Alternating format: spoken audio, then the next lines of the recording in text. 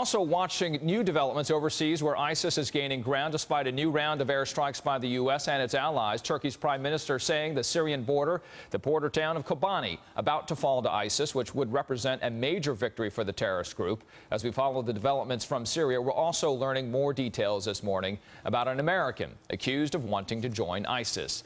19-year-old Mohammed Hamza Khan has a court date on Thursday after being arrested at O'Hare Airport in Chicago last weekend. For that story, we go to NBC News Justice correspondent Pete Williams. And Pete, what is Khan charged with from what we know right now, and what do prosecutors say he was planning to do? Well, he's charged with attempting to provide material support to a terror organization. For the last well over a decade now, the government has used that statute, whether you're trying to give them specific money or equipment, or whether you're trying to provide yourself. And that's the allegation here. They say he had a ticket to fly from O'Hare to Vienna and then from Vienna to Istanbul. And they say that from there he would try to join up with ISIS in Syria or Iraq. They arrested him at the airport, but they searched his house, and they say at his house they found a notebook in which he had written that there is an obligation to migrate to the Islamic State now that it has been established. He said he was upset with the decline of Western societies, writing this: "We are all witnesses that the Western societies are getting more immoral day by day. I don't want to bring my kids up in that." And he extended his invitation to his family to join him.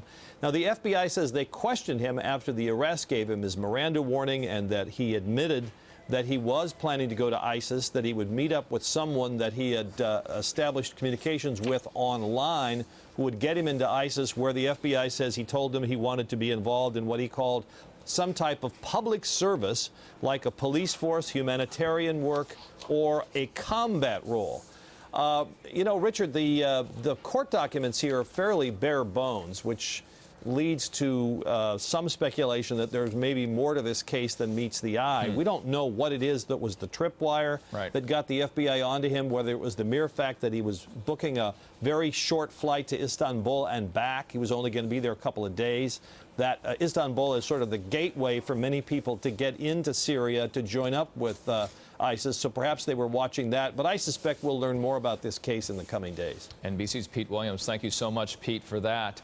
Let's bring in MSNBC contributor Don Borelli, former assistant special agent in charge of the FBI NYPD Joint Terrorism Task Force. Let's start where Pete left us with, and that is what more might not be written in that report. And what would you surmise here? I think there were two critical things, having read the complaint, that jumped out. Number one, who purchased the plane ticket for Hamza Khan? He did not purchase it himself, according to the complaint. It was $4,000. Where did that money come from? Did it come from a cooperator with the government? Did it come from a bad guy? Did it come from... We just don't know yet. The other piece that is striking is that there's an individual named Individual C in the complaint. This person, according to Hamza Khan, he met Individual C online, and Individual C was supposed to provide a contact once he got to Turkey, and that contact would get him into Syria or Iraq. So again, who is this person? Is this person known to the government? I assume yes. Is it somebody that's cooperating with the government, or is it somebody that the government is targeting, or perhaps another foreign intelligence agency is targeting, but for operational security that was left out of the complaint? So there are still a lot of unknowns. I suspect the government does have a lot more information, but all that aside, there's still a lot of work to be done. At the local level, who else is in his circle of friends and family? How did he come recruited? Obviously, he was online for an extent. Part of one or many is what you're saying. Right. And how did he get radicalized? Was it all online? Was it in person, or a combination of both? Does he know anybody else with similar plans? So the difficult decision that you've been involved with before is, at what point do you stop him? So Hamza Khan, they decided we're going to stop him now, but why not let him make those further contacts and then stop those individuals as well? Once he leaves the country, the equation becomes exponentially more difficult. You're dealing with foreign intelligence agencies. You're dealing, if he moves into an area that's outside of control, then who knows what he's going to be exposed to. And again, then you come back to this equation that everybody is worried about, and the FBI director spoke about it last week. You have Americans that go to Syria, they get the training, they get this indoctrination, and then there are people over there from core al-Qaeda and other groups that might take them and say, listen, you are more valuable to us to go home and take the fight back to the U.S. Don't stay here and fight, take it home. And that's really the fear, isn't it? Big time fear. Yeah. We saw this in 2009 with individuals that were involved in a subway plot. They went to Afghanistan to receive training. Their intent was to fight there. They were turned around and, of course, to take the fight here.